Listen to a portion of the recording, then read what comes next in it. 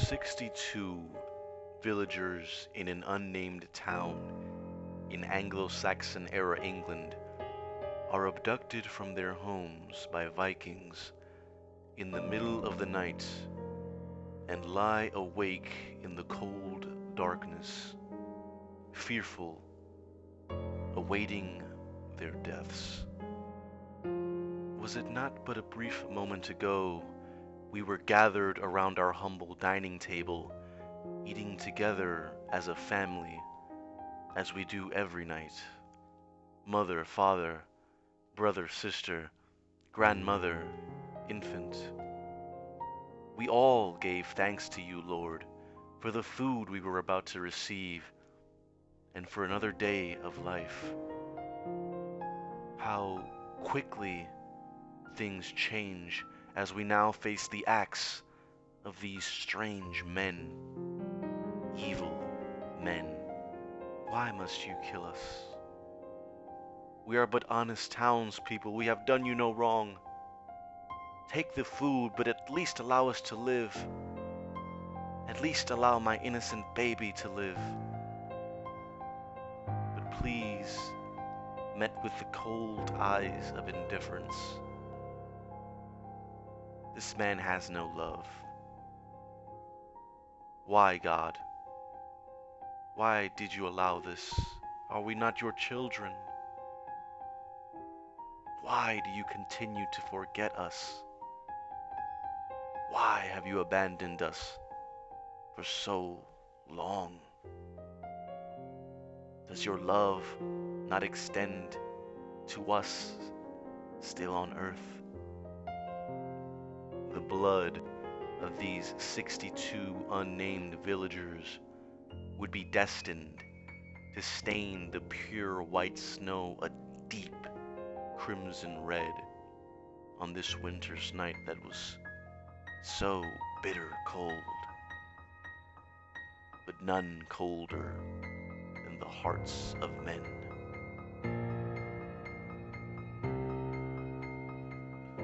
Why indeed are the hearts of men so cold, devoid of love? The reason for the problem of evil in Christian theology goes back to the fall of man at the Garden of Eden, the love of God and the free will of man. God created man in his image and likeness such that we have his ability of moral reasoning and free will. In paradise, man was created the way he ought to be, with the love of God fully in his heart. The love of God meaning agape, the unconditional love of God that is equal for all of humanity. Love not as an emotion, but love as a deliberate choice, an action to will the best for another. The selfless sacrifice for others, whether they be friend, stranger, or even enemy. Love epitomized by the sacrifice of God as Christ on the cross for the salvation of all men. But for the love of God to be real, it must be a free choice, the same way the choice to speak would not be real if one were mute.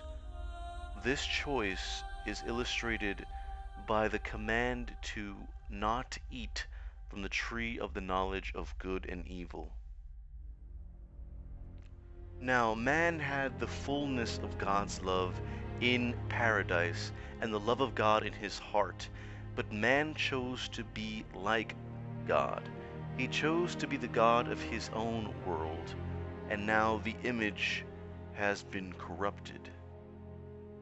But in exchange for gaining an independent nature, man has lost the love of God in his heart. And to fill this void, the love of man is born. The love of man being a love that is stratified and discriminate, where man becomes a slave to whatever he places at the top of the hierarchy, and as such, it is centered around the self. given to others in unequal prejudiced fashion, and stratified from one's own preferences and desires. And by virtue of this, it is a love that is inherently possessive, controlling, and intensely passionate. A son's love for his father so intense that it would cause him to go down a path of bloody revenge if it was ever stripped from him. A love for war so bloodthirsty that drives us to kill and be killed just for the sake of it. A love for money so grand that we steal and we fear being stolen from. A love for power and control that can be found in the heart of every tyrant, warlord, and slave trader in the land. A love that yields a land where the weak are consumed by the strong, and the strong become fertilizer for the beasts, where the ends justify the means, and the love for my son is so strong that I idly watch as 62 innocent people are sacrificed for his safety. The love of man. This was Ragnar's love for Canute, a love that would shut Canute out from experiencing life for himself and hinder Canute's development as a leader, causing him to develop an introverted, spoiled, and socially awkward personality, a character unbefitting for a future ruler. He would only speak to others through Ragnar. Ragnar knew what was best for the young prince. He's the one the prince trusts the most in this world, and he will decide when the prince is ready to leave the nest. The love of a father, overprotective, possessive, and controlling in nature, but also incredibly warm. For Ragnar, Canute was the most important person in his life. He cared for Canute's life even more than he cared for his own life. And now he's gone. Canute must be thinking that truly there is no one in this world that loved me more than my father. And now he's left me behind. Gone are the days where we would spend the daylight fishing, and the nights where you would teach me how to cook my favorite dishes, the ordinary tasks of apple picking that were so mundane before but seem so special to me now. The pain of living knowing I can never see your face or hear your voice again. The pain of living without your presence in my life. Of having to live with the pain of having no one to turn to, no one to take away my grief. The pain of losing you, of being completely alone. The pain is so great that it breaks me. Perhaps it would be better if I were never to have been born. Never to be born into this family. Born into this cruel world. But there are some things that you only realize once you've experienced loss. After Canute hears from the priest that the love Ragnar had for him was not true love, but discrimination, the love of man, Canute turns to the priest and asks him, then what in fact does embody love on this earth? And in response, the priest directs Canute's attention towards the rotting corpse burrowed in the snow, the body which no longer lives, that has no desires, nothing it seeks relentlessly, nothing it is slave to. It no longer murders for the love of power or for revenge. It no longer steals for the love of money, no longer rapes for the love of lust. Instead, it selflessly sacrifices its body for the benefit of the animals and nature. Perhaps in death, it achieves what it could never have attained in life, embodying agape. In fact, all of creation is an illustration of the love of God, as it cyclically works for the benefit of everything around it. Without the sun, plants cannot grow. Without plants, smaller prey cannot feed, and all the way down the food chain. But is this standard so high, such that humans can only embody this love in death? It is to be perfect as your heavenly Father is perfect. Seemingly, the love of God extends to everything around me except for one thing: the hearts of men. Hearts bound by the love of man and thusly enslaved to the world.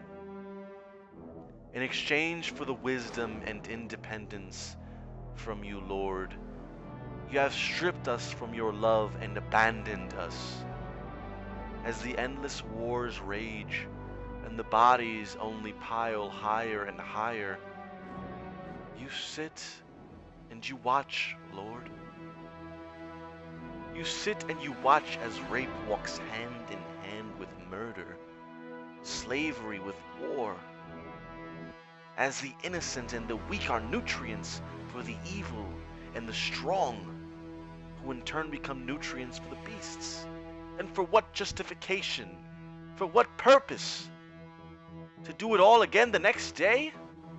You watch a land without purpose or meaning, where no one knows love nor the value of life. You sit back and you watch as the person I loved most in this world is taken from me. And yet you continue to ask us to strive for this love, this standard of perfection, fully knowing we can never meet it? Are our lives but a petty game to you? Are we but a joke? Do we live only to withstand painstaking trial after trial in order to satisfy you? No. I refuse to accept this. I am Prince Canute. I will be king of the Vikings and ruler of this land. I will give these wild men meaning and purpose to their battles, to their lives, and to their deaths. For this is the role of a king. And I will lead these warriors, these men you have cast aside, we who are furthest from your love, to paradise. I reject your standards of perfection. I don't need your salvation, and I don't need your love.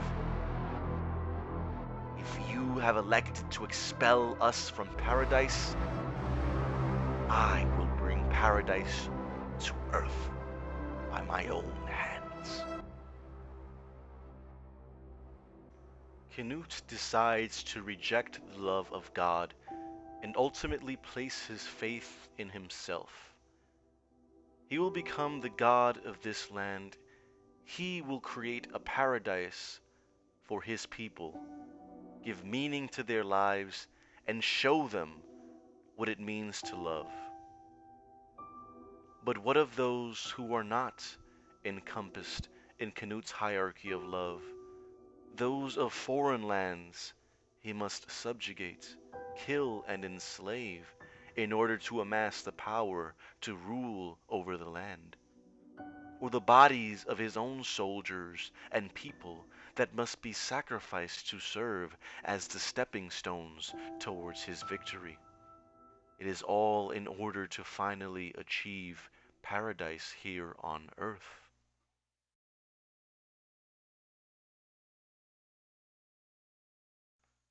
The image of Thor's bloodied body, riddled with arrows, standing tall but lifeless, remains forever burned into the mind of his young son, Thorfinn. You have to wonder what exactly was going on in the mind of Thorfinn on that day. Thoughts of confusion as to why Thors chose not to kill, but instead to sacrifice himself, as well as the question of what it truly means to be a warrior, had to be on the forefront of his mind. Could the answers be linked to Canute's question of what embodies love in this world? Most strikingly, we observe Thorfinn's feelings of intense anger and resentment towards Askeladd and the world around him, as a result of how strong his love for his father was, and how intensely his death affected him. The love Thorfinn had for his father is love akin to Canute's love for his foster father, Ragnar, and it was a love so passionate that the loss of it led him down a bloody and lonely trail of vengeance, a road in which his blade would come down on both the righteous and the unrighteous, as God would. But the love Thors had for his son was not like this.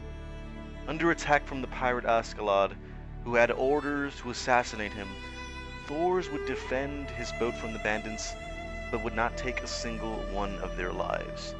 And despite winning his duel with Askeladd, he refused to take the life of Askeladd, his enemy, and his own son was taken hostage as a result. Unlike Ragnar, who would exchange his son's safety for that of 62 innocent villagers, Thors chose to exchange his own life, to save the life of not only his son, but the lives of everyone on his ship, even the ones he hardly knew. Thors considered all of them as he had considered his own son, and died for them, akin to the sacrifice of God as Christ on the cross to pay the penalty of the original sin of humanity in Christian theology. This is the love of God, the highest form of love. To choose to sacrifice yourself fully for another, no matter who they are. Which brings us to the very first episode of Vinland Saga. Thors is desperately pumping on the chest of an apparent dead man who appeared at his door on that very same day. His family hounds Thors, saying the man is potentially dangerous, a runaway slave. You can get in trouble if you hide him. Thors doesn't care. He continues pumping at the chest of this strange man as the sweat trickles down his nose, until the man finally comes back to life. Tears stream down the man's face. The man hates his home, but he has nowhere left to go. No place to escape to from this world of war and slavery. And Thors knows exactly how he feels. The man sees a paradise of green, fertile land, cascaded with beautiful flowers, clear blue skies, and the faces of his dear mother, father, and sister. Thors speaks to the man of a land called Vinland, far, far to the west, across the sea, a land with no slave traders or wars, where they can live together peacefully. The man replies, I see. This land is called Vinland. The man dies. For Thors, it does not matter your name or past, slave or free, friend or foe. You will be treated as family. If you are sick, you will be healed. And if you are alone, with no place to go, you will be comforted and welcomed. I know the cruel ways of this world have left your heart distant, with scars that no love found on this earth can heal. I may be able to break your body free from its metal chains, but there's no material on this earth that can break the chains in your heart. Perhaps your only solace is in death. Or perhaps it isn't a love that you do not know, but a love that you always wanted. The love I willed for you when I brought you back to life, and I told you of a place far, far to the west across the sea, warm and fertile, where the ravages of war and slavery have no grasp. A place where there are no enemies, where there is no one it's okay to hurt. A place where the love of men has no reach. Won't you come live there with me? Perhaps it is through the love of God that we can reach paradise. I believe that it wasn't the bargaining with the slave's master that freed him in his final moments, but it was the love that Thors showed him in his final moments that truly freed him from his bondage. Love is freedom.